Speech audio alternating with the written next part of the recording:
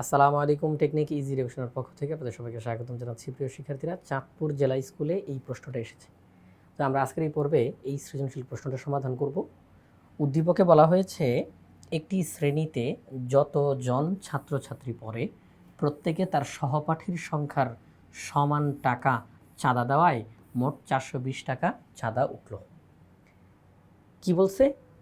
যতজন ছাত্রছাত্রী আছে প্রত্যেকে তাদের সহপাঠীর সংখ্যার সমান টাকা তারা চাঁদা হিসেবে দিয়েছে, মোট চাঁদা 420 টাকা উঠেছে। আচ্ছা, সহপাঠী বলতে আমরা এখানে কাদেরকে বুঝবো? মনে করেন ক্লাসের মধ্যে আমরা 10 জন আছি, তাহলে আমার সহপাঠী কারা? আমার সহপাঠী কয়জন? আমার সহপাঠী 9 জন। কারণ ক্লাসের মধ্যে যে আমরা 10 জন আছি, 10 জনের মধ্যে তো আমি একজন, তাহলে আমি বাদে বাকি যে 9 জন তারা হচ্ছে আমার সহপাঠী, তারা হচ্ছে আমার সহপাঠী। তার মানে ক্লাসের মধ্যে যতজন শিক্ষার্থীর সংখ্যা সহপাঠী, প্রত্যেকের সহপাঠী একজন কম হবে, ওই সংখ্যাটার চাইতে একজন কম হবে। ক্লাসে যদি 10 জন শিক্ষার্থী থাকে প্রত্যেকের সহপাঠী সংখ্যা কয়জন? 9 জন। কারণ আমার সহপাঠী 9 জন, আবার তার সহপাঠী 9 জন, আবার মনে করেন যে তার সহপাঠী বাকি 9 জন। অর্থাৎ প্রত্যেকের জন্য সহপাঠী হবে, সে বাদে বাকি যেই কয়জন আছে তারা হচ্ছে সহপাঠী। ক্লাসের মধ্যে যদি 100 জন শিক্ষার্থী থাকে তাহলে সহপাঠীর সংখ্যা কত হবে? প্রত্যেকের জন্য সহপাঠী হবে 99 জন। কারণ সে বাদে বাকি 99 জন তার সহপাঠী, সে বাদে বাকি 99 জন তার সহপাঠী। আশা করি আপনারা সবাই সহপাঠীর সংখ্যাটা বুঝতে পারছেন। আচ্ছা, অর্থাৎ ক্লাসে মোট ছাত্রছাত্রী যতজন প্রত্যেকের জন্য সহপাঠীর সংখ্যা তার চেয়ে 1 কম। তো ক্লাসে যদি আমরা 10 জন থাকি তাহলে আমার জন্য সহপাঠী 9 জন, তার মানে আমি 9 টাকা দিয়েছি। আরেকজন, তার জন্য সহপাঠী 9 জন, সে 9 টাকা দিয়েছে। আরেকজন, তার ক্ষেত্রেও সহপাঠী 9 জন, সে 9 টাকা করে দিয়েছে। অর্থাৎ তারা এটাই বুঝাইতে চেয়েছে যে ক্লাসে যতজন ছাত্রছাত্রী ছিল প্রত্যেকে তাদের সহপাঠীর সমান সংখ্যক টাকা তারা চাঁদা হিসেবে দিয়েছে। এইভাবে করে চাঁদা উঠতে উঠতে উঠতে উঠতে মোট 420 টাকা চাঁদা উঠল। এই উদ্দীপকের আলোকে আমাদেরকে এখন সৃজনশীল প্রশ্নটা সমাধান করতে হবে। ক নাম্বার প্রশ্নে বলছে, প্রদত্ত তথ্যকে সমীকরণের মাধ্যমে প্রকাশ করো। উদ্দীপকে যেই তথ্যটা দেওয়া, এই তথ্যটাকে সমীকরণের মাধ্যমে প্রকাশ করার জন্য আমরা জানি যে সমীকরণের মধ্যে চলক থাকবে, প্রক্রিয়া চিহ্ন থাকবে, সমান চিহ্ন থাকবে। তো আমরা যদি ধরে নেই যে ওই শ্রেণীতে কতজন ছাত্রছাত্রী আছে, আমরা যদি ধরে নেই যে x জন ছাত্রছাত্রী আছে, ওই শ্রেণীতে কতজন ছাত্রছাত্রী আছে? ওই শ্রেণীতে x জন ছাত্রছাত্রী আছে, আমরা এটা ধরে নিলাম। তাহলে প্রত্যেকের জন্য সহপাঠী কয়জন? প্রত্যেকের জন্য সহপাঠী হবে x - 1 জন। প্রিয় শিক্ষার্থীরা, ওই শ্রেণীতে মোট ছাত্রছাত্রী x জন, আর প্রত্যেকের জন্য সহপাঠী সংখ্যা x - 1 জন। তাহলে প্রত্যেকে কয় টাকা করে চাঁদা দিয়েছে? তাহলে চাঁদা দিয়েছে প্রত্যেকে চাঁদা দিয়েছে x - 1 টাকা। অর্থাৎ তার সহপাঠী যেই কয়জন সে ওই পরিমাণ টাকা চাঁদা দিয়েছে। তার যদি সহপাঠী 50 জন হয় তাহলে সে 50 টাকা করে দিয়েছে। তার যদি সহপাঠীর সংখ্যা 42 জন হয় তাহলে সে 42 টাকা করে জমা দিয়েছে। একদম সিম্পল জিনিস। তো প্রদত্ত তথ্যকে সমীকরণের মাধ্যমে প্রকাশ করো। তাহলে প্রিয় শিক্ষার্থীরা, ক্লাসে মোট শিক্ষার্থীর সংখ্যা x জন, আর প্রত্যেকে চাঁদা দিয়েছে x - 1 টাকা করে। আপনাদেরকে আমি একটু সংখ্যার মাধ্যমে বোঝানোর চেষ্টা করি। প্রিয় শিক্ষার্থীরা, ক্লাসের মধ্যে যদি শিক্ষার্থী থাকে 50 জন তাহলে প্রত্যেকের জন্য সহপাঠী 49 জন। প্রত্যেকের জন্য সহপাঠী 49 জন। তাহলে প্রত্যেকে কয় টাকা করে দিয়েছে? 49 টাকা করে দিয়েছে। এক একজন চাঁদা দিয়েছে 49 টাকা করে। ক্লাসের মধ্যে মোট ছাত্রছাত্রী 50 জন, তাহলে 50 জনের কাছ থেকে যখন আমরা চাঁদাটা উঠাবো টাকার পরিমাণটা দাঁড়াবে 50 × 49। একই রকমভাবে ক্লাসের মধ্যে শিক্ষার্থী আছে x জন, তাহলে প্রত্যেকের জন্য সহপাঠী হবে এক্স মাইনাস 1 জন। তাহলে আমরা বলবো একজন চাঁদা দেয় এক্স মাইনাস 1 টাকা। অতএব ক্লাসের মধ্যে যতজন আছে সবাই চাঁদা দেয় এক্স ইন্টু এক্স মাইনাস 1 টাকা। প্রশ্নে বলা আছে সবাই মিলে যেই পরিমাণ চাঁদা দিল এটার পরিমাণ হচ্ছে 420 টাকা। শেষ অঙ্ক প্রিয় শিক্ষার্থীরা, অঙ্ক শেষ কিন্তু, ঠিক আছে, অঙ্ক কিন্তু শেষ, অঙ্ক শেষ। আমাদেরকে বলছে না সমীকরণের মাধ্যমে প্রকাশ করো, এই যে সমীকরণের মাধ্যমে প্রকাশ করলাম x into x minus 1 equal to 420। ক্লাসের মধ্যে মোট শিক্ষার্থীর সংখ্যা এক্স জন আর প্রত্যেকে চাঁদা দেয় এক্স মাইনাস 1। তাহলে ক্লাসের শিক্ষার্থী সংখ্যা গুণ প্রত্যেকে কত টাকা করে দেয় সেটা ইকুয়াল টু মোট চাঁদার পরিমাণটা। তাহলে এটাই আমরা আমাদের ইজি ম্যাথ বইয়ের মধ্যে কীভাবে করে লিখলাম আপনারা সবাই এখন দেখতে পাবেন। এই যে আমরা সমাধানটা কীভাবে করে করেছি, আমরা লিখলাম ধরি ছাত্রছাত্রীর সংখ্যা এক্স জন, প্রত্যেকের সহপাঠীর সংখ্যা এক্স মাইনাস 1 জন। তাহলে সেই ক্ষেত্রে আমরা বলতে পারি প্রত্যেকের চাঁদার পরিমাণ এক্স মাইনাস 1 টাকা। তাহলে সেই ক্ষেত্রে সর্বশেষ যে লাইনটা আমরা সমীকরণটা তৈরি করে দিতে চাই, মোট শিক্ষার্থী এক্স জন, প্রত্যেকে চাঁদা দেয় এক্স মাইনাস 1 টাকা, মাঝখানে গুণ চিহ্ন দিলে চাঁদার পরিমাণটা বের হবে। প্রশ্নে বলা আছে চাঁদার পরিমাণ 420 টাকা, চাঁদার পরিমাণ 420 টাকা। তাহলে এটাই হচ্ছে সেই সমীকরণটা, উদ্দীপকের আলোকে সমীকরণ তৈরি করলাম। এখন আমরা চলে যাব খ নাম্বার প্রশ্নে। খ নাম্বার প্রশ্নে বলছে ওই শ্রেণীর ছাত্রছাত্রী কতজন এবং প্রত্যেকে কত টাকা করে চাঁদা দিল। সহজ প্রশ্ন। ওই শ্রেণীর ছাত্রছাত্রী কতজন মানে ওই যে এক্স আমরা যে ধরছি যে ছাত্রছাত্রীর সংখ্যা এক্স জন, আমাদের কাছে তারা ওই এক্সের মানটা জানতে চায় এবং প্রত্যেকে কত টাকা করে চাঁদা দিল, এক একজন কয় টাকা করে চাঁদা দিল। ছাত্রছাত্রী যতজন প্রত্যেকে তার চেয়ে 1 টাকা কম দিবে। ছাত্রছাত্রী যদি 10 জন হয় তাহলে প্রত্যেকে 9 টাকা করে দিবে। ছাত্রছাত্রী যদি 50 জন হয় তাহলে প্রত্যেকে 49 টাকা করে দিবে। আপনারা সবাই বুঝে গেছেন ইতিমধ্যে। তো আমরা এখন যেই কাজটা করব, ক নাম্বার প্রশ্নটা সমাধান করতে গিয়ে যেই সমীকরণটা আমরা পেয়েছিলাম এটা তো উদ্দীপকের আলোকেই পেয়েছি, তাই না? এই সমীকরণটাকে ব্যবহার করে আমরা এখন অঙ্কটার সমাধান করে ফেলব। খ নাম্বার প্রশ্নের সমাধান, ক থেকে pi x into x minus 1 equal to 420। X দিয়ে এক্সকে গুণ দিলে এক্স স্কোয়ার, এক্স দিয়ে মাইনাস 1কে গুণ দিলে মাইনাস এক্স। 420 এই সাইডে চলে আসলো, মাইনাস হয়ে গেল, ওই সাইড ফাঁকা। আমরা এখন এখানে মিডল টার্ম করতে পারি, মিডল টার্ম মাঝখানের পদকে বিশ্লেষণ করতে পারি, মিডল টার্ম। তো 21 আর 20 গুণ দিলে 420 হয়,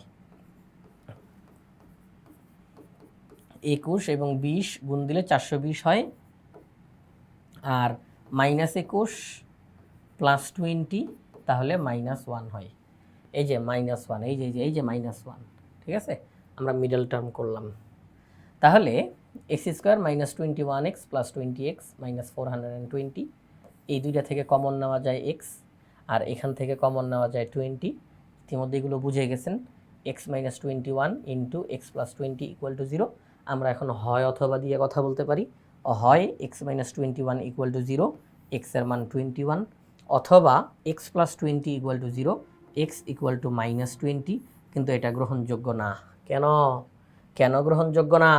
কারণ এক্স বলতে তো আমরা মোট ছাত্রছাত্রীর সংখ্যাকে বুঝি, তাই না? উপরে বলে আসছি ধরি মোট ছাত্রছাত্রীর সংখ্যা এক্স জন।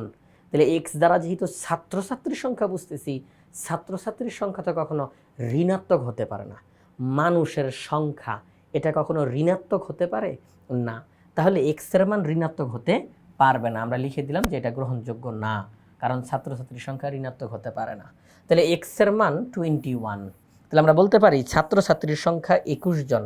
প্রিয় শিক্ষার্থীরা, ছাত্রছাত্রীর সংখ্যা যদি 21 জন হয়, আমরা জানতে পারলাম ওই ক্লাসে 21 জন ছাত্রছাত্রী ছিল। ওই ক্লাসে কয়জন ছাত্রছাত্রী ছিল? 21 জন। তাহলে প্রত্যেকে কয় টাকা করে চাঁদা দিয়েছে? 20 টাকা করে। কারণ ওই ক্লাসে যদি 21 জন থাকে তাহলে একজনের জন্য সহপাঠী হবে বাকি 20 জন, একজনের জন্য সহপাঠী হবে বাকি 20 জন, তাহলে প্রত্যেকে তো তার সহপাঠীর সংখ্যার সমান টাকা চাঁদা দিয়েছে, তাহলে প্রত্যেকে চাঁদা দিয়েছে 21 থেকে 1 কম অর্থাৎ 20 টাকা করে। তাহলে এই ছিল আমাদের খ নাম্বার প্রশ্নটা, যে ওই শ্রেণীর ছাত্রছাত্রী কতজন এবং প্রত্যেকে কত টাকা করে চাঁদা দিল। আমরা বের করলাম ওই শ্রেণীর ছাত্রছাত্রী হচ্ছে 21 জন, আর প্রত্যেকে কত টাকা করে চাঁদা দিল, 20 টাকা করে চাঁদা দিল। তাহলে আমাদের খ নাম্বার প্রশ্নটারও সমাধান করা হয়ে গেল। এখন আমরা গ নাম্বার প্রশ্নটার দিকে তাকাই। গ নাম্বার প্রশ্নটা বলছে শ্রেণীর দলনেতা মানে ক্যাপ্টেন, ক্লাস ক্যাপ্টেন, আপনারা সবাই খুব ভালো করে চিনেন নাকি? আচ্ছা, ক্লাস ক্যাপ্টেন শ্রেণীর দলনেতা ওই টাকায়, কোন টাকায়, ওই টাকায়, ওই যে শ্রেণীর দলনেতা ওই টাকায় কতগুলো কলম কিনলো। যদি সে ওই টাকায় একটি কলম বেশি পেত, তবে প্রতিটি কলমের দাম গড়ে 1 টাকা কম হতো। সে কয়টি কলম কিনেছিল? প্রশ্নটা কিন্তু খুব ভালো করে বুঝার আছে, প্রশ্নটা খুব ভালো করে বুঝার আছে। যদি আমরা প্রশ্নটা খুব ভালোভাবে ক্লিয়ার হয়ে যাই, তাহলে আমরা সমাধানটা সহজে করতে পারবো। প্রিয় শিক্ষার্থীরা, আমাদেরকে বলল শ্রেণীর দলনেতা ওই যে 420 টাকা চাঁদা উঠছে, ওই 420 টাকা দিয়ে কলম কিনছে। ওই 420 টাকা দিয়ে কলম কিনছে, তার নিজের জন্য না, এই ক্লাসের জন্যই কলম কিনছে। সব শিক্ষার্থীরা এগুলো ব্যবহার করবে বিভিন্ন সময় সময়। তো শ্রেণীর দলনেতা ওই 420 টাকা দিয়ে কলম কিনছে। কয়টা কলম কিনছে সংখ্যাটা বলে নাই, সংখ্যাটা লুকায় রাখছে। তারা এটা বলছে যে 420 টাকা দিয়ে সে কলম কিনে ফেলছে, পুরো 420 টাকাই সে ব্যবহার করে ফেলছে কলম কেনার জন্য। যে 420 টাকা দিয়ে সে যেই কয়টা কলম কিনছে, দেখেন কথাটা খেয়াল করেন, 420 টাকা দিয়ে সে কলম কিনছে। এখন বলতেছে যদি সে ওই টাকায় মানে 420 টাকায় একটা কলম বেশি পেত, একটি কলম বেশি পেত, তাহলে প্রত্যেকটা কলমের দাম গড়ে 1 টাকা কম হতো। এই কথাটা আমি একটু বুঝাই ভালো করে, একটু খেয়াল করি সবাই। সেটা হচ্ছে, মনে করেন 100 টাকা দিয়ে আমি মনে করেন 20টা কলম কিনতে পারছি, 100 টাকা দিয়ে 20টা কলম কিনতে পারছি। একটু বুঝেন তো সবাই, একটু খেয়াল করেন, কিন্তু একটু কমেন্টের মধ্যে জানাইন। 100 টাকা দিয়ে 20টা কলম আমি কিনতে পারছি। আমারই এক বন্ধু, সে 100 টাকা দিয়ে 21টা কলম কিনতে পারছে। কার ক্ষেত্রে কলমের দামটা কম পড়ছে বলেন তো? কার বেলাতে কলমের দাম কম পড়ছে? আমার বন্ধুর বেলাতে কলমের দাম কম পড়ছে। কেন? কারণ 100 টাকা দিয়ে আমি 20টা কলম পাইছি, আর সে 100 টাকা দিয়ে 21টা কলম পাইছে। সেই ক্ষেত্রে, কারণ একই পরিমাণ টাকা, 100, কিন্তু আমি কলম পাইলাম 20টা আর সে কলম পাইল 21টা। তার মানে আমার বেলাতে কলমের দামটা বেশি পড়ে গেছে, এই কারণে আমি কলমটা কম পাইছি। আর তার বেলাতে কলমের দামটা কম হয়েছে, এই জন্য সে কলম বেশি পাইছে। কলমের দাম কম, এই জন্য সে বেশি কিনতে পারছে। টাকা কিন্তু একই, 100, কিন্তু আমি ওই যে আমার কলমের দামগুলো আমি বেশি দামাদামি করতে পারি নাই, তো কলমের দামটা বেশি পড়ে গেছে, আমি 20টা পাইছি ভাগে, আর সে দামাদামি করতে পারছে, সে 21টা নিতে পারছে। তার মানে তার ক্ষেত্রে কলমের দামটা কম পড়ছে। সে আমার চাইতে একটা কলম বেশি কিনতে পারছে, কিন্তু আমি 20টা কিনতে পারছি, সে 21টা কিনতে পারছে। সে আমার চাইতে কলম একটা বেশি পাইছে না? তো সে যে আমার চাইতে কলম একটা বেশি পাইলো, এর ফলে কি কলমের দাম কমে গেছে না? তার কলমের দাম কমছে না?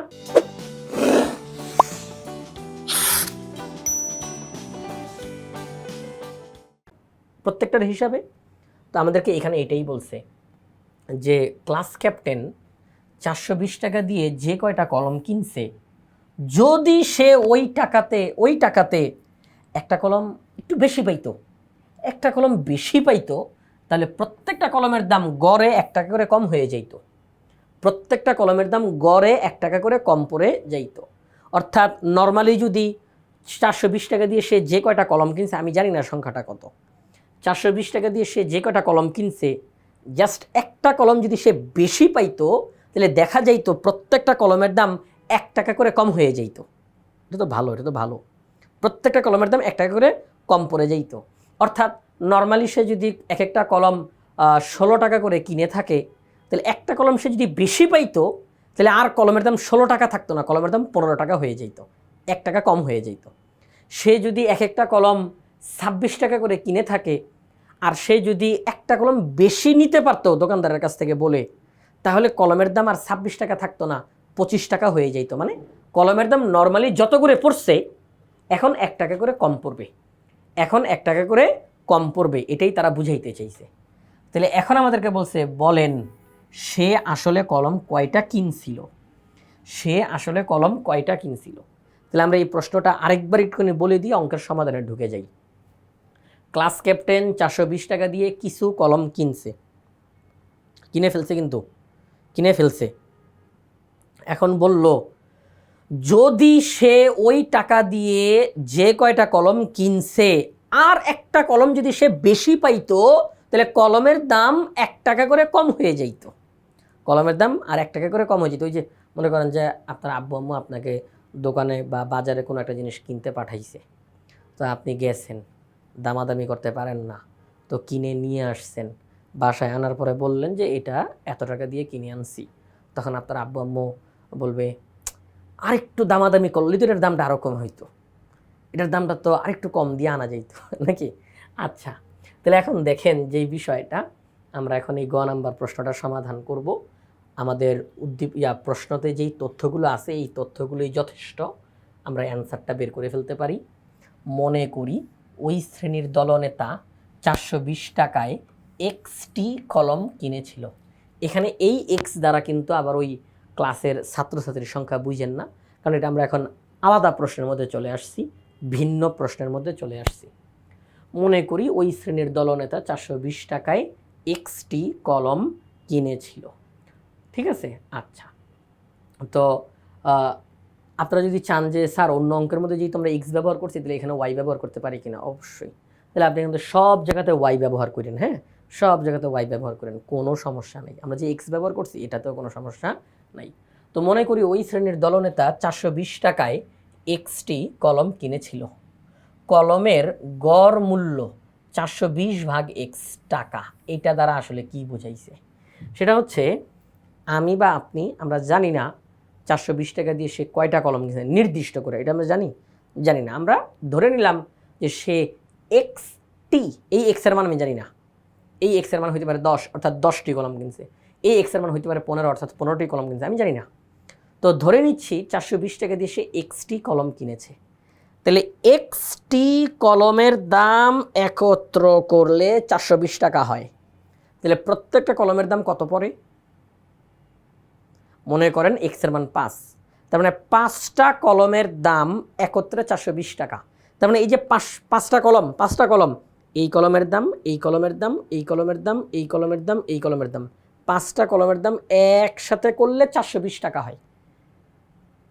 তাহলে এক একটা কলমের দাম কত করে পড়ে, এক একটা কলমের দাম কত করে পড়ে, আমরা তখন এক একটা কলমের দাম কত আর কি বের করবো কীভাবে করে, কোন সিস্টেমে, সেটা হচ্ছে 5টা কলমের দাম একসাথে 420 আর কলম হইছে 5টা, তাহলে 5 দিয়ে ভাগ, তাহলেই তো আমরা প্রত্যেকটা কলমের দাম পেয়ে যাব, তাই না?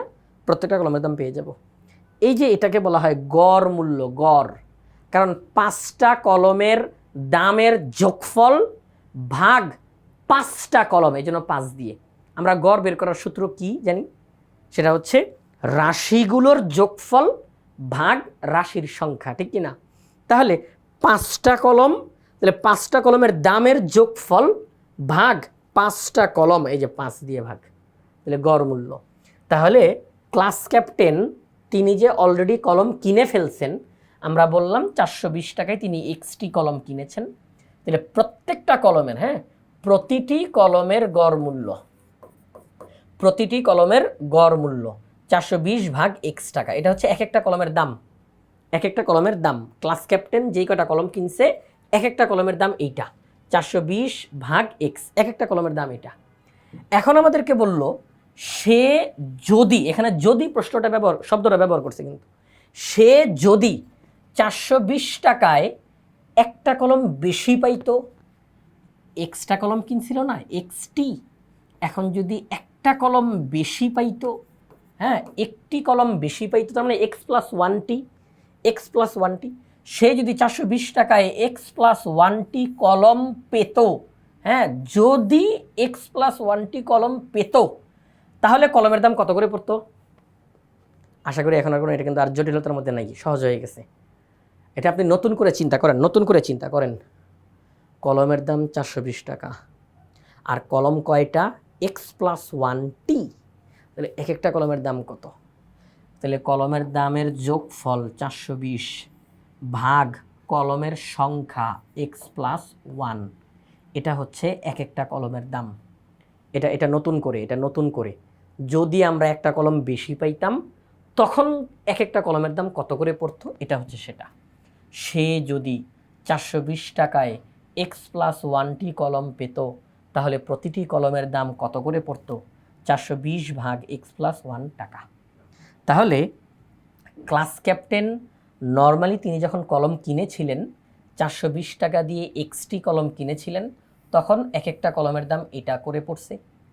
যদি সে একটা কলম বেশি ম্যানেজ করতে পারত, তাহলে এক একটা কলমের দাম পড়তো এইটা। এটা হচ্ছে সত্যিকার অর্থে যেই দামটা পড়ে গেছে, যেই দামে সে কিনছে। আর এটা হচ্ছে যদি সে কলম বেশি পাইতো তখন এক একটার দাম এইটা। ঠিক আছে? ওকে, আমাদের প্রশ্নে কি বলছিল আপনাদের মনে আছে? যে সে যদি একটা কলম বেশি পাইতো তাহলে প্রত্যেকটা কলমের দাম 1 টাকা করে কম হয়ে যেত।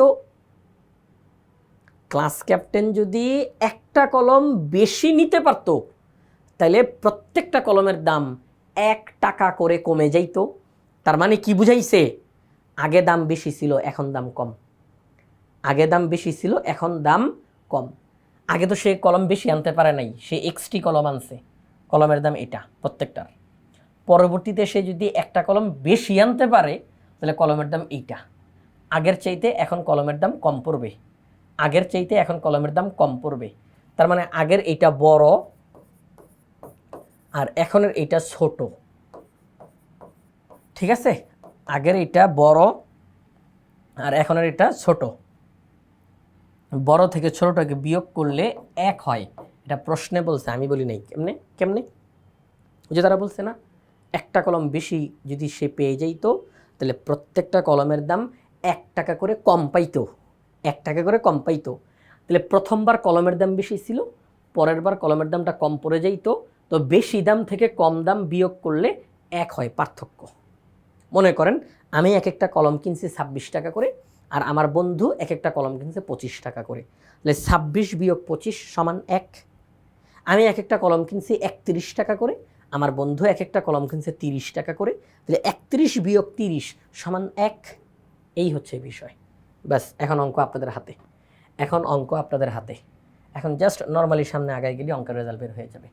তাহলে এটা বড়, এটা ছোট, বিয়োগ করলে 1 হয়। আমি আবার আপনাদেরকে একটু প্রশ্নের কাছে নিয়ে যেতে চাই। এই যে বলছিল যদি সে ওই টাকায় একটি কলম বেশি পেত তবে প্রতিটি কলমের দাম গড়ে 1 টাকা কম হতো। গড়ে 1 টাকা কম হতো। আচ্ছা, তার মানে আগে দাম বেশি ছিল, পরে দাম কম হয়েছে। আচ্ছা, তাহলে বেশিটা থেকে কমটা বিয়োগ করলে 1 হয়, পার্থক্য। এবার আমরা কি করব?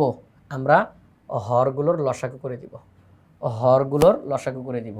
এই যে হর x+1, হরগুলোর লসাগু। এই হর দিয়ে লসাগুকে ভাগ, যেটা থাকবে সেটা দিয়ে লবকে গুণ। এই হর দিয়ে লসাগুকে ভাগ, যেটা থাকবে সেটা দিয়ে লবকে গুণ।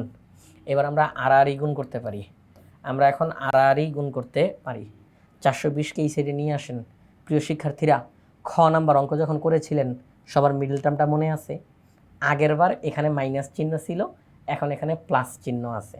তাহলে আমরা এখন কি করব? +1x। তাহলে 21 গুণ 20 সমান 420, 21 বিয়োগ 20 সমান 1। তাহলে আমরা এখানে মধ্যে +21x -20x তাহলে কিন্তু হয়ে যায়। আচ্ছা, তাহলে এখন আমরা মিডল টার্ম করলাম। মিডল টার্ম করার পরে দেখেন আমাদের সামনে কি আসলো। আমরা দেখতেছি x - 20 ইন্টু x + 21 = 0। তাহলে হয় অথবা দিয়ে যদি আমরা এখন কথা বলি তাহলে x এর মান 20 আসে, x + 21 = 0, x এর মান -20 আসে। তো x এর মান ঋণাত্মক গ্রহণযোগ্য না। কেন?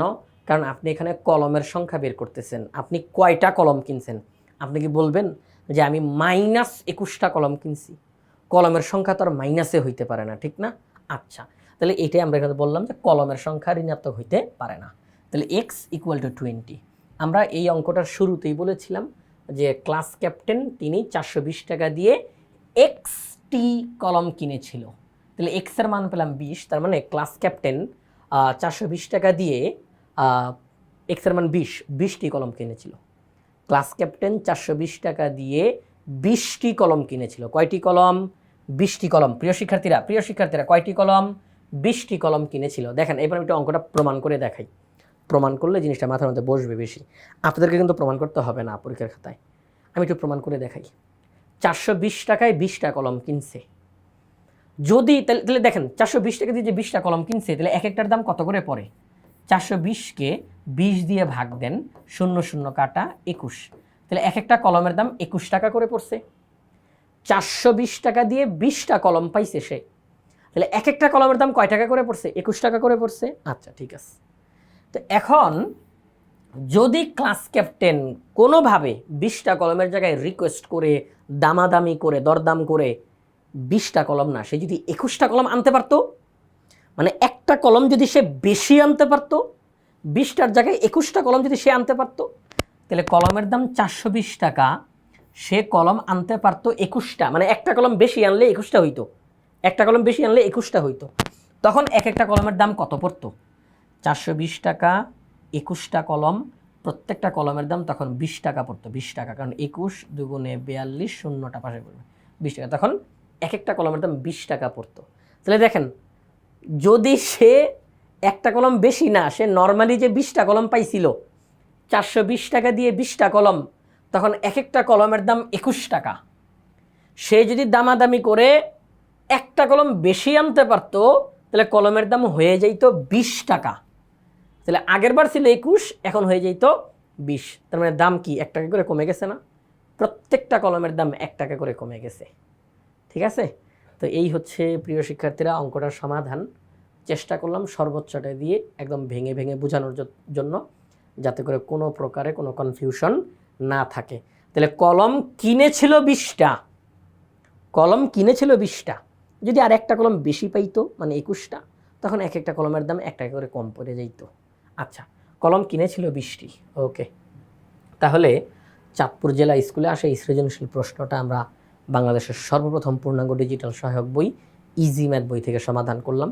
ইজি ম্যাথ বইয়ে প্রত্যেকটা টপিক্সের সমাধান করে দিয়ে সেগুলোর ভিডিও ধারণ করে পাশেই কিউআর কোড দেওয়া থাকবে। শিক্ষার্থীরা যে কোনো সময় প্র্যাকটিস করতে গিয়ে পাশে থাকা কিউআর কোড স্ক্যান করার সাথে সাথে ওই নির্দিষ্ট টপিক্সের সমাধানের ভিডিও দেখতে পাবে। এটা শিক্ষার্থীদের জন্য অনেক বেশি উপকারী হবে। তাই আশা করব সবাই ইজি ম্যাথ বইটি সংগ্রহ করে ফেলবেন ইনশাআল্লাহ।